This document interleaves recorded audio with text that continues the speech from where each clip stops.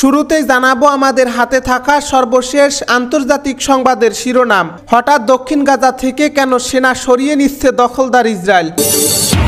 এবারে জানিয়ে দেব দক্ষিণ গাজার খান ইউনিসে প্রচণ্ড সংঘর্ষ, মাত্র কয়েক ঘন্টায় 14 ইসরায়েলি সেনাকে খতম করল হামাস।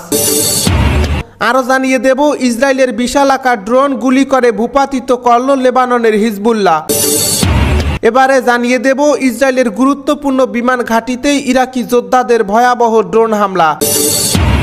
সর্বশেষ জানিয়ে দেব গাজায় ত্রাণ সরবরাহের জন্য সামুদ্রিক করিডর নির্মাণ করছে যুক্তরাজ্য। প্রিয় দর্শক, এতক্ষণ শুনছিলেন আমাদের হাতে থাকা সর্বশেষ আন্তর্জাতিক সংবাদের শিরোনাম, এবার বিস্তারিত। তবে তার আগে আপনি যদি এই চ্যানেলে নতুন হয়ে থাকেন, ভিডিওটি দেখতে দেখতে চ্যানেলটি সাবস্ক্রাইব করে আমাদের সঙ্গেই থাকুন। আর হ্যাঁ দর্শক, কমেন্ট করে জানিয়ে দিন ভিডিও সম্পর্কে আপনার মূল্যবান মতামত। আরও জানিয়ে দিন ভিডিওটি কোথা থেকে দেখছেন বা কোন জেলা থেকে দেখছেন। হঠাৎ দক্ষিণ গাজা থেকে কেন সেনা সরিয়ে নিচ্ছে ইসরায়েল। দক্ষিণ গাজায় সেনার সংখ্যা কমিয়ে ফেলার কাজ শুরু করছে বলে জানিয়েছে ইসরায়েলের সামরিক বাহিনী। ওই এলাকা থেকে সামরিক বাহিনীর একটি ব্রিগেডকে সরিয়ে নেওয়া হয়েছে। তবে গাজায় উল্লেখযোগ্য পরিমাণ ইসরায়েলি সেনা মোতায়েন থাকবে বলে নিশ্চিত করেছে বাহিনীটি।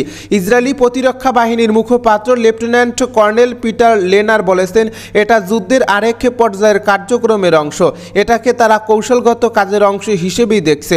এতে যুদ্ধের ইতি টানার কোনো আভাস নেই। রবিবার ইসরায়েল ও হামাস যুদ্ধবিরতি আলোচনার জন্য কায়রোতে প্রতিনিধি দল পাঠিয়েছে।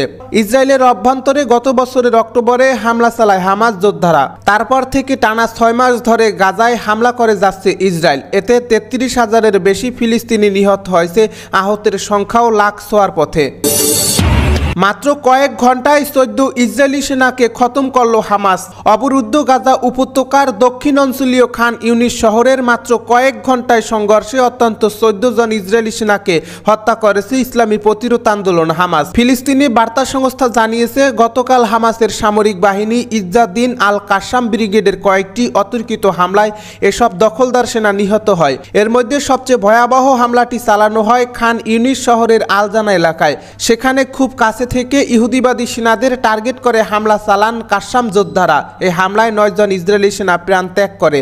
ফিলিস্তিনি যোদ্ধারা প্রথমে ইসরায়েলের 3টি মার্কাবা ট্যাঙ্কে হামলা চালান। এরপর ওইসব ট্যাঙ্কের আরোহী আহত সেনাদের উদ্ধার করতে আসা দখলদার সেনাদের উপর অতর্কিত আক্রমণ চালিয়ে তাদের 9 জনকে খতম করা হয়। আরএনএন জানিয়েছে, কয়েক ঘন্টা পর একই ধরনের আরেকটি হামলা চালানো হয়। এ সময় ইসরায়েলি সেনারা পালিয়ে পাশের একটি ভবনে আশ্রয় নেয় এবং সেখানেও তাদের উপর হামলা চালানো হয়। দ্বিতীয় এই হামলায় 5 ইহুদিবাদী সেনা নিহত হয়েছে। 2টি হামলায় আরও বহু ইসরায়েলি সেনা আহত হয়েছে। 3টি হেলিকপ্টারে করে হতাহত ইসরায়েলি সেনাদের উদ্ধার করে নিয়ে যায় দখলদার বাহিনী। ইহুদিবাদী ইসরায়েল এখন পর্যন্ত তার সেনাদের নিহত হওয়ার খবর স্বীকার করেনি। তবে ইসরায়েলি সেনা মুখপাত্র ড্যানিয়েল হ্যাগেরি শনিবার রাতে বলেছেন, গাজার খান ইউনিসে হামাসের সঙ্গে তাদের প্রচণ্ড সংঘর্ষ হয়েছে। বার্তা সংস্থা আরএনএন তার টেলিগ্রাম চ্যানেলে আরও জানিয়েছে, ইসরায়েলি সেনারা 4 মাস আগে খান ইউনিস শহরে প্রবেশ করলেও এখন পর্যন্ত একজন পণবন্দীকেও উদ্ধার করতে পারেনি। তারা ফিলিস্তিনি যোদ্ধাদের সামনে অসহায় হয়ে পড়েছে এবং ফিলিস্তিনি যোদ্ধারা তাদের পরবর্তী হামলার প্রস্তুতি নিচ্ছেন। ইসরায়েলের বিশাল আকার ড্রোন গুলি করে ভূপাতিত করল লেবাননের হিজবুল্লাহ। লেবাননের ইসলামী প্রতিরোধ আন্দোলন হিজবুল্লাহ দেশটির আকাশ সীমা লঙ্ঘনকারী ইহুদিবাদী ইসরায়েলের একটি গোয়েন্দা ড্রোন ভূপাতিত করেছে। $60 লাখ মূল্যের ড্রোনটি ভূপাতিত করার ভিডিও চিত্র প্রকাশ করেছে হিজবুল্লাহ। সংগঠনটি এক বিবৃতিতে বলেছে, ইসলামী প্রতিরোধ যোদ্ধারা শনিবার 6 এপ্রিল লেবাননের আকাশ সীমায় ইসরায়েলি সেনাবাহিনী যে ড্রোনটি ভূপাতিত করেছে সেটি ছিল হেরমেস 900 শ্রেণীর পাইলট বিহীন বিমান। ইসরায়েলি সেনাবাহিনীর আরবি ভাষার মুখপাত্র অ্যাবিসাই অ্যাড্রি বলেছেন, ভূমি থেকে আকাশে নিক্ষেপযোগ্য ক্ষেপণাস্ত্রের আঘাতে ড্রোনটি লেবাননের ভূভাগে বিধ্বস্ত হয়েছে। এই মনুষ্যবিহীন আকাশযানটি ইহুদিবাদী ইসরায়েল ও তার সহযোগী দেশগুলো গোয়েন্দা বৃত্তি ও শত্রুর অবস্থান শনাক্ত করার কাজে ব্যবহার করে থাকে। 970 কেজি ওজন ও 15 মিটার লম্বা ডানা বিশিষ্ট বিশাল আকার এই ড্রোন সর্বোচ্চ 30,000 ফুট উচ্চতায় উড়তে পারে। ইসরায়েলি সেনাবাহিনী যেসব ড্রোন ব্যবহার ব্যবহার করে, তার মধ্যে দ্বিতীয় বৃহত্তম এই ড্রোনটির হিব্রু নাম কোচাব। গত বছরের 7 অক্টোবর থেকে ইহুদিবাদী ইসরায়েল অবরুদ্ধ গাজা উপত্যকায় ভয়াবহ গণহত্যা চালিয়ে যাচ্ছে। দখলদার সেনাদের বিমান হামলা ও স্থল অভিযানে এ পর্যন্ত গাজার অত্যন্ত 33,200 অধিবাসী নিহত হয়েছেন, যাদের বেশিরভাগই নারী ও শিশু। গাজার উপর ইসরায়েলি বর্বরতা জবাব দিতে লেবাননের ইসলামী প্রতিরোধ আন্দোলন হিজবুল্লাহ 7 অক্টোবর থেকেই দখলদার বাহিনীর বিরুদ্ধে প্রতিশোধমূলক হামলা চালিয়ে আসছে। গাজাবাসীর প্রতি সংহতি জানিয়ে হিজবুল্লাহর চালানো এসব হামলায় ইসরায়েলের জানমালের ব্যাপক ক্ষয়ক্ষতি হয়েছে। ইসরায়েলের গুরুত্বপূর্ণ বিমান ঘাঁটিতে ইরাকি যোদ্ধাদের ভয়াবহ ড্রোন হামলা। ইহুদিবাদী ইসরায়েলের গুরুত্বপূর্ণ একটি বিমান ঘাঁটি এবং ইসরায়েলের মধ্যাঞ্চলীয় আশদোদ শহরে হামলা চালিয়েছে ইরাকের ইসলামী প্রতিরোধ যোদ্ধারা। অবরুদ্ধ গাজা উপত্যকায় ফিলিস্তিনি জনগণের উপর দখলদার সন্ত্রাসী বাহিনী যে বর্বর আগ্রাসন ও গণহত্যা চালিয়ে আসছে, তার প্রতিবাদে এই হামলা চালিয়েছে ইরাকি যোদ্ধারা।